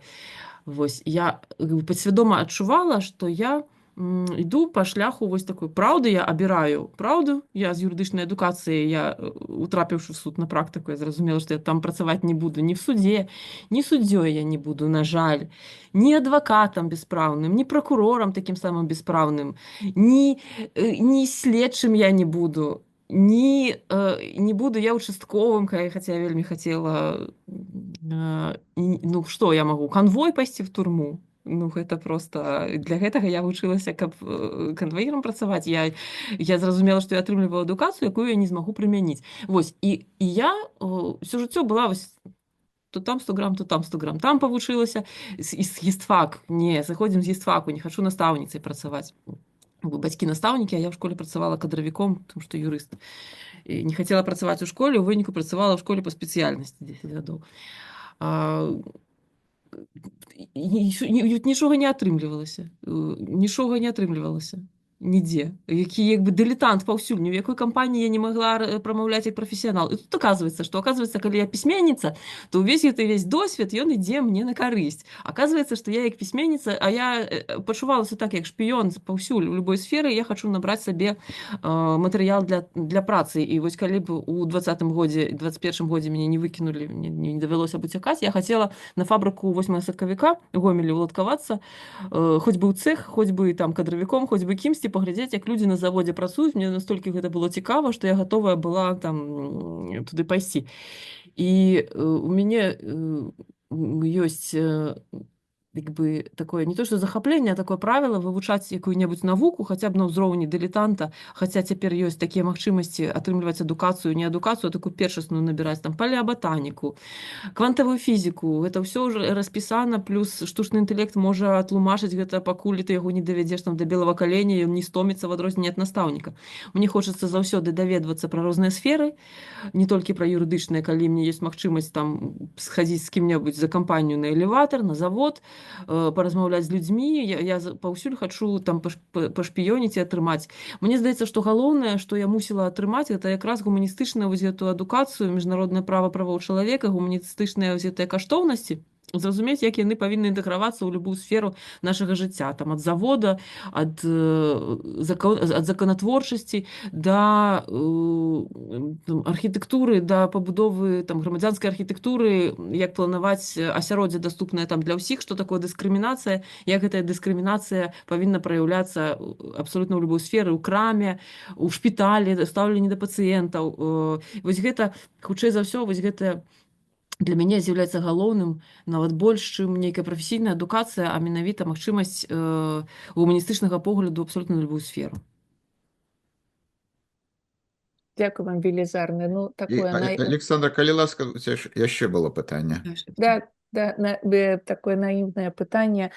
Ну, напэўна, зараз для вас ужо пісьменніцтва гэта не проста, ну, это уже асноўная ваша, я не магу сказаць, прафесія у плане, гэта ваше жыццё, так, это асноўнае, чым вы займаецеся. І так? Ведаеце, ну, я ўжо проста не магу не пісаць, проста фізычна не магу гэта рабіць. Я вельмі моцна рызыкую там сваім жыццём дзіцяці. Ну, я спадзяюся, што ў Еўропе, ну, прытулак, калі я пайду жыць пад мост, дзіця возьмуць у прытулак у скрайнім выпадку. Не ў скрайнім я пайду на касу супермаркет, там мыць пад'езды, і пісьменніцтва, магчыма, на гэтым маё спыніцца, таму што я не проста тут сама выжываю, а мне трэба, каб дзіцёнак быў сацыялізаваны і нармальна вучыўся. Але я не магу, я паставіла ўсё на гэтую карту на пісьменніцтва, пішу, стараюся пісаць, скараціла сабе працоўную нагрузку. Любы вось пахіснецца мой баланс, мой жыццёвы выбудаваны, у мяне ні страхоўкі, і тут нічога няма, толькі магу спадзявацца на божаньку, спадзявацца на каго, ні на каго. Але я проста ўсё укладаю ў пісьменніцтва, таму што мне трэба сказаць тое, што я хачу сказаць. Вось мне здаецца, гэта я ўмею, гэта мне фармуе ідэнтычнасць. Это цудоўна, гэта цудоўна бачыць нашых беларускіх мастакоў, наших беларускіх прафесіяналаў. такіх адданых справе. Так што вам вялікі дзякуй за гэта. Гэта вельмі узрушвае і гэта вельмі натхняе таксама на нейкія персанальна на нешта, што мы можам таксама зрабіць у эміграцыі і для той жа Беларусі і для беларускай ідэі. Вось, так што вам поспехаў і вы вялікі талант. Дякую вялікі. Дякую вялікі, Александра. А тут такое каротенькое пытанне. Вы пішаце на камп'ютары ці ад рукі асадкай? Это не коротенькое пытанне. Я могу про это бясконца рассказывать. Я пишу паўсюль. Велізарныя вот мяне стаяць. Это мои чарнавічкі. Я пишу паўсюль. І калі цікава гэта тэма, я могу крыху расказаць, як гэта атрымліваецца. Ну так, калі ласка. Ну, спачатку там велізарная праца, вось гэты збор ідэяў, гэта не за сталом пісьмовым адбываецца, а калі там мыю посуд, душ ідэальна, няма куды падзецца, выйсці там на штосьці адцягнуць. Калі такія сітуацыі, яны непрыемныя ў жыцці, але такія назольныя, такі побыт, кудысьці ехаць, стаяць у нейкай чарзе, пакутваць ад нейкай побытавай неўладкаванасці. Я ўжо з гэтым змірылася і чакаю гэтага, таму што жыццё будзе аддаваць матэрыял. Вось яно цісне супраціў матэрыяла, і з гэтага атрымліваецца эмоцыя, прапускаю праз гэтую эмоцыю, нараджаюцца вобразы, я ўжо ведаю, што гэта все пойдзе ў справу. Потым мне трэба записваць ідэі на асобных картках, на маленькіх. Потым мне трэба распісаць кожную я іх потым выбудоўваю у працягласць там таймлайн, сцэну, вось маленькія карткі. Потым кожную картку гэта сцэна, я яе распісваю вось так, вось потым вось так. Вось. Так кожнае маленькае слово я потым развіваю ад рукі ў чарнавік, распісваю ад рукі, пішу падрабязна, там можна крэсліць, там можна все што заўгодна рабіць.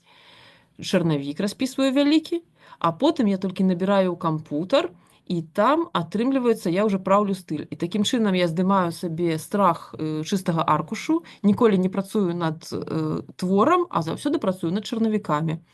Вось, і калі ў мяне набраны твор, яго ў тэкст немагчыма влезці, таму што мне здаецца, што гэта чыставік, і гэта страшна яго рушыць. Ёсць сакрэт, я яго раздруковваю, ён зноўку становіцца чарнавіком, і все, я магу туды ўжо влезці без страха. Пішу я проста велізарныя паперы, з колькасці сыходзіць, і набіраю, і пішу, і таму нельга сказаць, што я пішу ад рукі. Я пішу ад усяго на ўсіх сродках, якіх толькі можна. А як вы вот этот метод знайшлі? Вы дзе-сьці яго падглядзелі? Ці это ваша такая асабістае вынаходніцтва? Цікава вельмі. Атрымліваецца, я яго сама асабіста вынайшла, а потым узгадала, што я пра яго чытала ў іншых людзей, толькі калі у іншых пісьменнікаў, толькі калі гэта чуеш, это абсалютна непрымяняльна. Давялося вучыцца на ўласных памылках і ўласным досведзе. Вось. Але я зразумела псіхалагічна, што трэба здымаць бар'ер, страх перад напісаннем твора, вось эту адказнасць вялікую. Вось зараз буду пісаць твор. Не, зараз з чарнавічком папрацуем, это чарнавік, тут можна все што заўгодна крэсліць, пісаць без пауз, вось гэта галоўнае зняць. Это псіхалагічна намацана было ўсярэдзіне неяк. А потым высвятляецца, што многія так працуюць. Вось тут Ольга напісала ў чат, як Агата Крысці прыдумала ўсе сюжэты, пакуль мыла посуд, механічная праца вымушае працаваць шэрыя клетачкі. Толькі тут посуд асабліва не памыеш, вада дарагая. Наступнае пытанне, а вот вы крышку ўжо расказалі пра імёны герояў, а вот як вы выбіраеце вобразы герояў? Ці гэта нейкія рэальныя людзі? Ці вы іх так неяк... вот крышку пра гэта, як гэтыя героі з'яўляюцца менавіта ў кнігі і як вы іх выбіраеце? Таксама вялікая задача для пісьменніка, што я зрабіла, калі мне было 20 гадоў, там не было досведу і асабліва не было разумення, якія наступствы будуць мець мае ўчынкі. Я взяла рэальных людзей і зрабіла з імі прыдуманыя падзеі. І атрымліваюцца людзі рэальныя, у мяне гераіні, это Іра і Жэня. Мне сапраўды ёсць сяброўка Іра, мы здымалі кватэру на Калініна, якая апісаная ў творы, але мы ніколі не ўдзельнічалі ў тых падзеях, там альбо прыблізна. І ну, гэта выклікае некаторыя там праблемы ў дачыненні з героямі кнігі. І таму у сэнсе з прататыпамі. І таму у гэтых творах у мяне іншая сістэма, іншы падыход. Я заўсёды, як вось мастак піша з натуры, там малюе чалавека, эскізы робіць з рэальнага чалавека, я таксама пішу з натуры, не з галавы, а беру канкрэтных людзей. Толькі ў мяне для аднога вобразу атрымліваецца некалькі людзей. Чалавекі 3 трэба ўзяць, і таму я ўнікаю прататыпаў канкрэтных. Там, калі хтосьці кагосьці пазнаў, асабліва гомельскія казалі, а вось я пазнала. Не пазналі. Там ад аднаго я беру вонкавы выгляд, нейкія фізычныя, дынамічныя стэеатыпы, ад трэцяга прафесію, ад кагосьці прычоску. Я ўяўляю такі сплаў людзей, і такім чынам атрымліваецца персанаж. Але рэальных прататыпаў я ўнікаю. Калі гэта не гістарычныя персоны, у яго не будзе прататыпа канкрэтнага. Ён будзе зборным такім персанажам, творчым, які існаваў толькі ў творы. Вось, няхай ягонае існаванне ў творы будзе. А тое, што па-за творам, это, вось калі у мяне будуць з'яўляцца нейкія гістарычныя творы, там будуць канкрэтныя прозвішча, там, не ведаю каго, Бяляцкі, будзе Чарняўскі, і будуць пазнавальныя людзі. А калі не пазнавальныя, я не вазьму чалавека. Дзякуй вялікі, што вы дзеліцеся таямніцамі сваёй творчасці. Мы сустракаліся з шмат з якімі пісьменнікамі, але першы раз вот так дакладна вы распавядаеце, як адбываецца напісанне кнігі. Это вельмі цікава. Наступная Анастасія, калі ласка. Так, я б хотела вернуться, вы казали у вашем уступном слове про розныя жанры.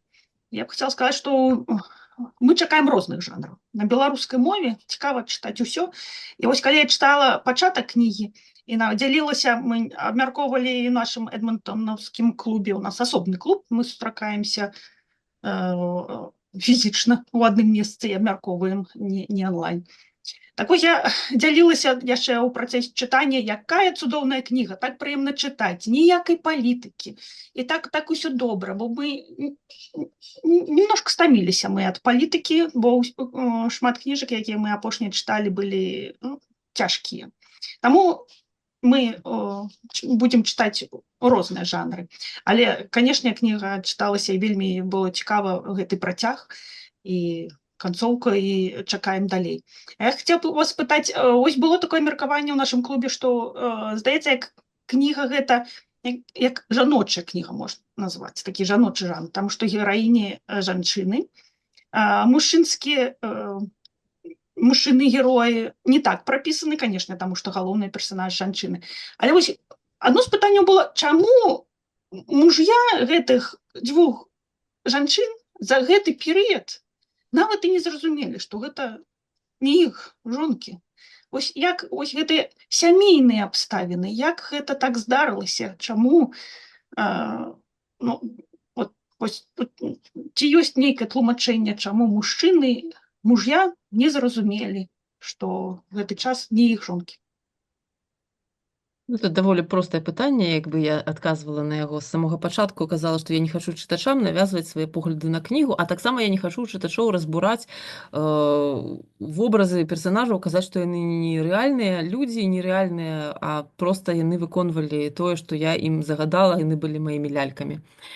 Таму што гэта была аповесць, а не раман. Можна было ўвесці яшчэ і даць і месца і гэтым мужам. Гэта была б значна больш вялікая кніга, і яна б, не ведаю, размыла, напэўна, сэнс. Мне хацелася канкрэтна расказаць пра адну канкрэтную метафору, пра тое, што не будзе ніякага пераўтварэння праз вонкавыя нейкія змены, а будзе палітычная дылема, задача перад імі стаяць.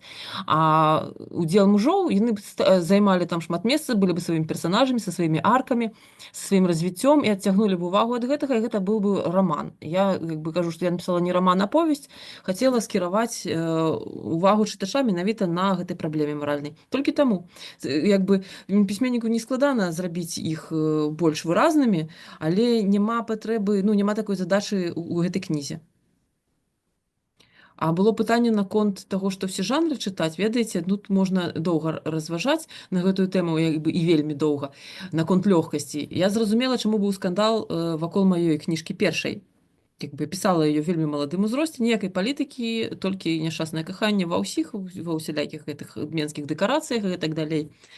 І потым наступныя творы, нейкія расказы, апавяданні пісала пра каханне, все астатняе. Это была адзіная тэма, у якой я магла як бы абысціся без палітыкі, і тое атрымлівалася вельмі все мала. Тут у мяне уже званочкі звенелі трывожныя пра тое, што я не магу пісаць, не магла персанажаў розных узяць, не магла ўзяць багатага персанажа, напрыклад. Ну, таму што ягоныя бацькі бандыты альбо чыноўнікі гэта багатыя персанажа. Куды і як мне абавязкова дылема нейкая ўзнікае. Адкуль зароблена ў Беларусі, адкуль кватэра ў цэнтры. Ну, таму што грамадства такое. І персанажы, і кожны персанаж цягнуў за сабой нейкую сацыяльную гісторыю. І таму я была вельмі незадаволена. Меліш, мой любімы пісьменнік, я на памяць ведаю, перачытваю заўсёды палескую хроніку, гэтую томнік, і думаю, наколькі ўвогуле геніяльная кніга, настолькі я яе не любіла ў школе. Мне настолькі раздражняла, што яны там босыя, што яны ходзяць заўсёды па гэтых вуліцах, што яны у вёсцы жывуць, а я вучылася ў французскай спецшколе, і там мы ўсе там пра Парыж там разважалі і гэтак далей. Мне здавалася настолькі гэта несучасным, і хацелася, каб беларуская літаратура была лёгкая. А потым, калі вось сапраўды я нейкі год чытала выключна беларускую літаратуру, каб аднавіць сабе гэты запас, перачытаць кніжкі ў 40 гадоў, тыя, якія я чытала тады. Дык у мяне здарылася там такая дэпрэсія, мои рукі калаціліся, калі я брала кнігу. Я Гаррі Поттера чытала там пад Новы год, я адкрыла, я не змагла Кастуся Акулу прачытаць, таму што я проста закінула кніжку, я чытала Гаррі Поттера, каб вярнуць сабе душэўны спакой. І я зразумела, што чытаючы вот якраз пад цэнзурную літаратуру, я зразумела, чаму там, па-першае, вайна і вёска, таму што гэта дазволеныя тэмы. А па-другое, я ў гэтай літаратуры знайшла вельмі шмат дысідэнцтва, я вельмі знайшла шмат спробаў завуалявана паказаць, сказаць тэмы забароненыя. Напрыклад, кніжка, якая была ў школьнай праграме, «Мы з Санькам у тыле ворага». Гэта адбываецца пад Гомелем і вёсцы Пакалюбічы, фактычна ў Гомелі. І раптам там адбываецца тэма, размова наконт таго, што немцы гэта людзі. Фашысты, іх трэба забіваць. Ну як жа фашысты, ён жа чалавек. І это ж трэба падумаць, навошта чалавек гэта робіць. А вось там і італьянцы былі таксама фашысты, там курэй цягалі.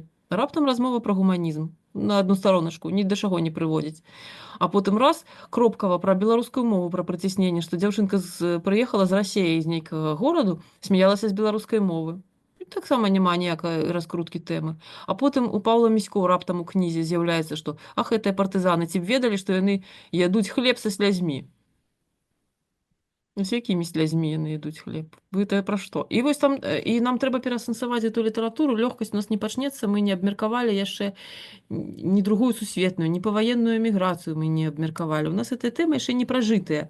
У нас няма яшчэ дыскусіі, таму што няма гэтай прасторы для гэтай дыскусіі. Грамадства не свабоднае, мы не можам абмеркаваць, як нам ставіцца да так званых калабарантаў, як нам ставіцца да партызанаў, як нам ставіцца да ўсёй нашай сучаснай гісторыі. Таму з гэтых складаных тэмаў мы не выйдзем.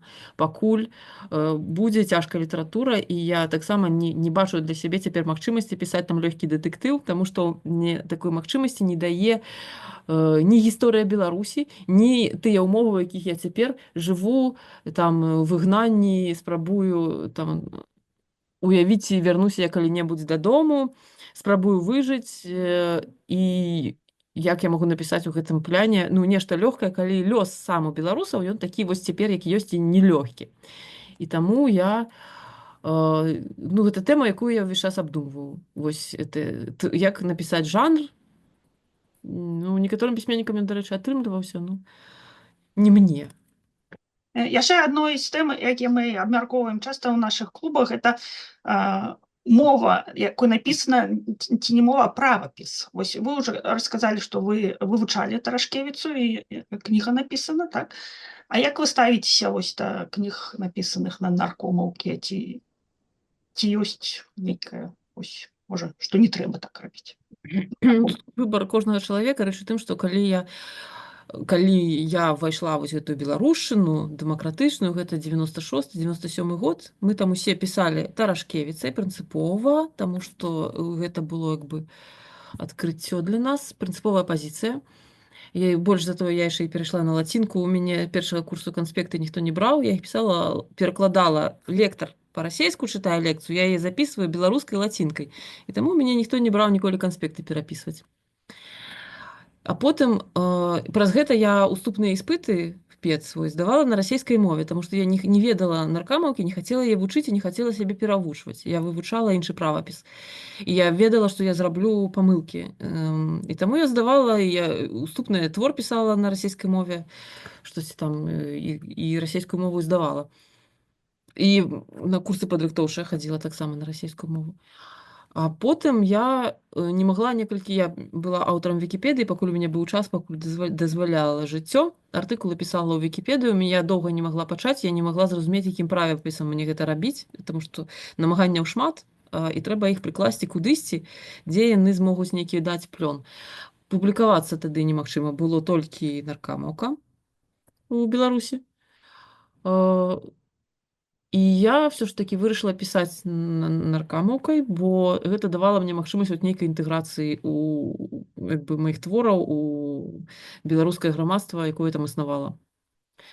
А потым я дзесьці на другі год у Вільні зразумела, што мне больш не трэба ісці ні на якія кампрамісы, і зноўку вярнулася да Тарашкевіцы.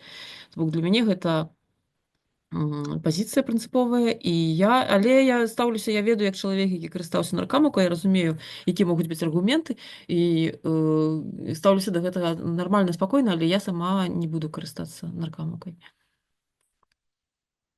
Дякую. Дзякуй вялікі. А вот такое пытанне, ці памятаеце вы той момант, калі вы зразумелі, што беларуская мова — это ваша мова? Я ведаю, што Гомель ён такі рускамоўны горад, але вот это адчуванне, што я не кажу, што трэба пісаць па-беларуску, але вот гэты момант, калі вы пачалі так свядома пісаць па-беларуску, ці памятаеце гэты момант? Выразна памятаю. Я б сказала, што я крыху абараніла свой родны Гомель наконт ягонай рускамоўнасці. Добра тады. То ён не больш рускамоўны, чым астатнія вялікія гарады, ён русіфікаваны абсалютна гэтаксама, як астатнія гарады. Вось калі я трапляла ў меншыя гарады, я чула прыродную беларускую мову, там Капыль, напрыклад, на раскопках, плюс квамперфектум, там як табе быў пайшоўшы, рэальна людзі паміж сабой так размаўлялі. У Гомелі сапраўды я не чула гэтага ва ўжытку, але па-першае, у сям'і я чула гэта ад таты майго, вельмі шмат беларускіх выразаў, якія я ведаю, і сінтаксіса, і ў прочкі пайсці, і куёўдзіцца, і што там яшчэ, і латруга, вялікі запас словаў я чула ад таты, а па-другое, у Гомелі талака была, і вельмі быў моцны рух, і прычым ён быў завезены нам з майстроўні менскай дубаўцом, Алесь Беляцкі, Анатоль Сыс вучыўся. Дарэчы, там мама яго нават моя фатаграфавала, в адным універсітэце вучыліся, яна ягоныя вершы брала для насцен газеты, якой яна была рэдактаркай, прыходзіла да яго ў інтэрнат, пабудзіла яго, паставіла, сфатаграфавала, мне ёсць фотаздымкі Анатоля Сыса, зроблена маёй мамай.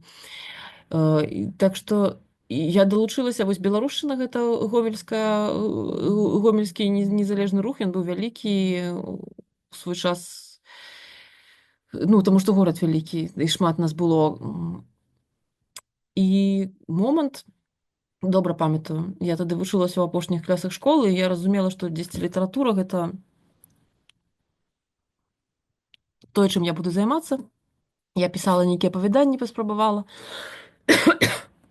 І калі мне было дзесьці гадоў 16, я зразумела, што калі я пішу па-беларуску, то я пішу вы. То яны там куёўдзяцца. Яшчэ одно пытанне з чата. Ці выкарыстоўваеце вы штучны інтэлект для сваіх твораў і распрацоўцы характараў? Не, ні в якім выпадку. Ён такую, конечно, я паспрабавала, як толькі ён з'явіўся, ён такую лухту нясе, гэта не чалавек.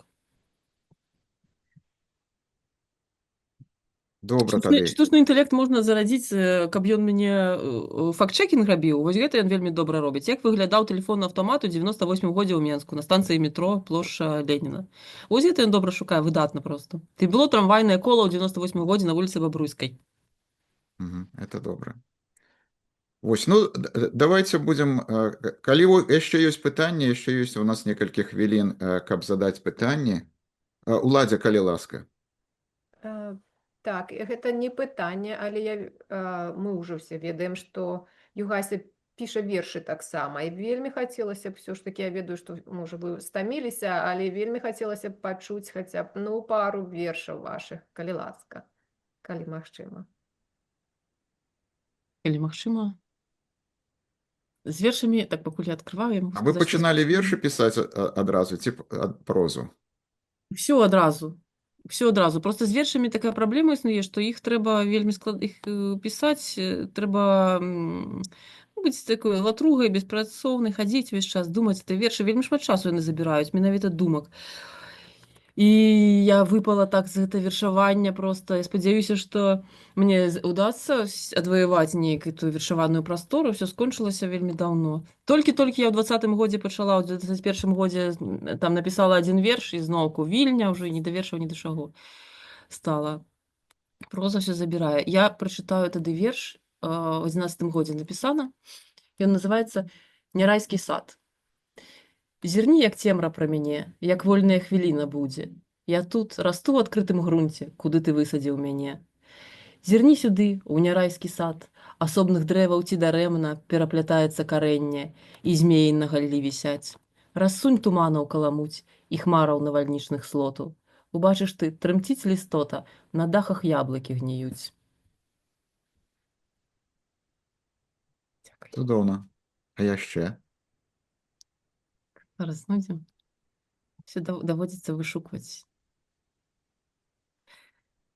Такі самы лірычны, такі вот. 2009 года называецца «Дзікі вінаград». Аголены гвалтоўна сквер, з якога вецер лісце здзер, прадзьмуў алеі. Але прыгожа паміраць умее дзікі вінаград. Ён чырванее. Ён лозы ўчэпіста прасцяг ва ўсе бакі, барвовы сцяг шчаслівай эры.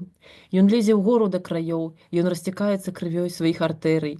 Па сценах тых дамоў, дзе мы, пад анальгетыкам зімы, стаім нямыя, у шкло ваконнае і лбом, пакуль змяняецца любоў гіпатэрміяй. Цудоўна. А вы не выдавалі нейкіх зборнікаў? Не, вершаў? мала вершаў на кніжку не назбіраецца. Наступны Пётр Мурзёнак яшчэ хоча нешта запытацца. Паважаная Югася, у мяне вельмі кароткае пытанне. Вы трошкі упаміналі пра вашу сям'ю, але калі можна.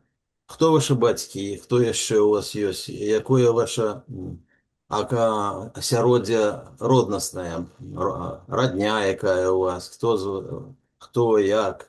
Вось цікава, у якім асяроддзі вы выхоўваліся. Ну і хочу сёння выказацца адразу, каб ужо пасля не падымацца яшчэ раз на экран.